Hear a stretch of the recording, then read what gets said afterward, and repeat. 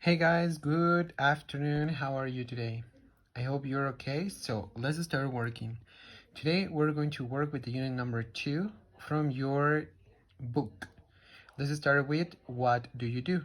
In this case, we're going to work with jobs and what does the people do. So let's start. We have the number 1 that is a snapshot. 6 popular part-time jobs in the United States. Okay, so we have babysitter, fitness instructor, office assistant, sales associate, social media assistant, and tutor. Which jobs are easy? Answer the question. Difficult, exciting, boring, and why? According to your own ideas, you have to tell me which one is an easy job, which one is a difficult job, which one is exciting, and which one is boring. And then the next question. Are these jobs for students? What are other some part jobs? Okay, so you have to tell me another part-time jobs for students that are in, I don't know, maybe high school or college studying by yourself. Okay, and then we're going to do the number 2. What do we have in the number 2? Easy. Word power, jobs. In this case, we're going to work with the vocabulary of the jobs. You have to complete the word map with words from the list. We have accountant, cashier, chef, dancer, flight attendant, musician, pilot, receptionist, server, singer, tour guide, and web designer. Okay, so you have to tell me, where does these people work? For example, they work in an office, in a food service, travel industry, or entertainment and business. Okay, then you have to add 2 more jobs to each category. Okay, and let's continue. We're going to go to the next page. Okay, let's continue to the next page. What do we have here? Work and workplaces. Okay, you're going to use the works from the page number 8, and you're going to tell me, where do these people work? For example, we have a carpenter.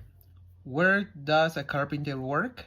He works in a factory maybe, or his own work. Okay, you have to tell me a place where these people work. For example, does the person work in a hospital? No, he doesn't. Does he or she works in a restaurant? Yes, that's right. Okay, and let's continue. We have the number 4. We have the conversation. I am on my feet all day. You're going to listen to the conversation, and then you're going to listen to the part B of the conversation, and you have to answer these 2 questions. Who does Amy travel with? Who does she meet in other cities? And let's continue. We're going to continue to the next page, that is the page number 10. What do we have here? Easy. We have the simple present WH questions and statements. Remember, every time we have a WH question, your answer has to be specific. Okay, for example, remember, we have to use at the beginning your WH question, followed by your auxiliary. In this case, we're using the simple present, so it's do. Then your subject, and at the end, your verb in simple form. In this case, what do you do? I am a student. I have a part-time job too. Where do you work? I work at a restaurant. Where do you go to school? I go to the University of Texas.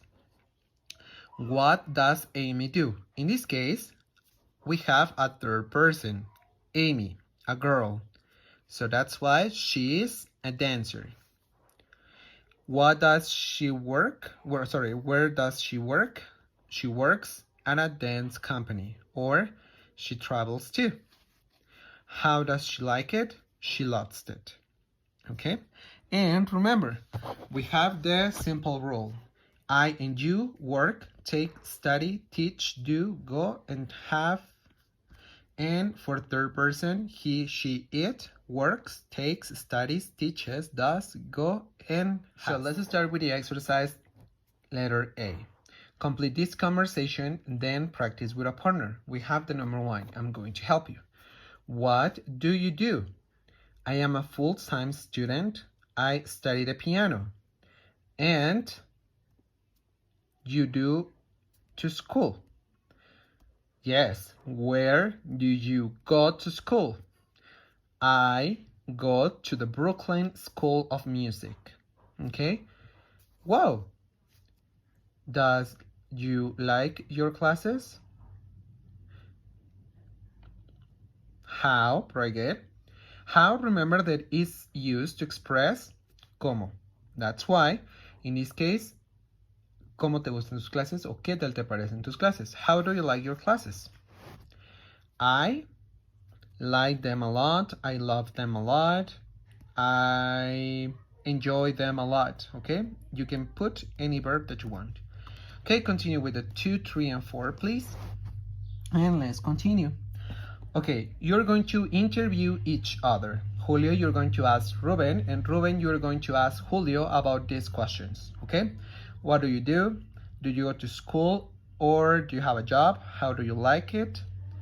Do you study another language? What's your favorite? I don't know. And what does your best friend do? Okay? And let's continue. Let's go to the page number 11. What do we have on the page number 11? Easy, a writing. We have a biography, okay? Use your notes from the exercise number 5 to write a biography of your partner. Don't use your partner's name. Use he or she instead, okay? So you're going to create a small biography of your classmate. In this case, Ruben, you're going to create Julio, and Julio, you're going to create Ruben, okay? And you're going to send me a picture, obviously. And let's continue to the number 7. Conversation. I work in the afternoon. You're going to listen the conversation between Cristina and the taxi driver. And then you have to answer the question. What time does the taxi driver start work? And what time does he finish?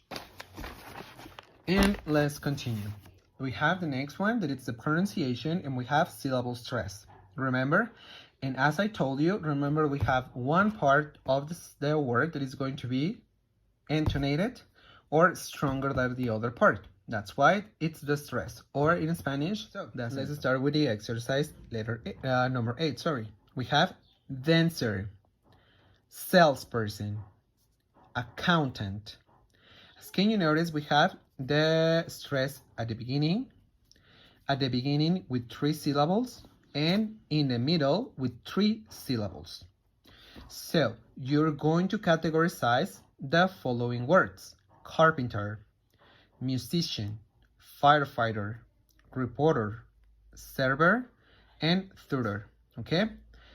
I am going to send you the audio in order you to listen and to you categorize each of the words. And let's continue. Let's go to the page number 12. What do we have on the page number 12? Easy. We have the number 9. This is a grammar focus about time expressions. You already know the time expressions. Remember, every time we use hours, like for example 7, 1, 3, 2, we have to use at. We have early, that means early in the morning. Around, that means around. Late, you know what's late. Until, okay, in this case, until is going to be a period of time. For example, I work from 7 until, I don't know, 9, okay?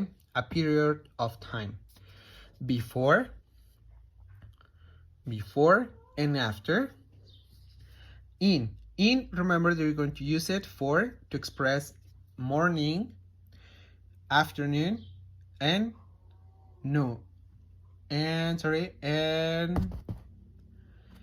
morning, afternoon, and evening.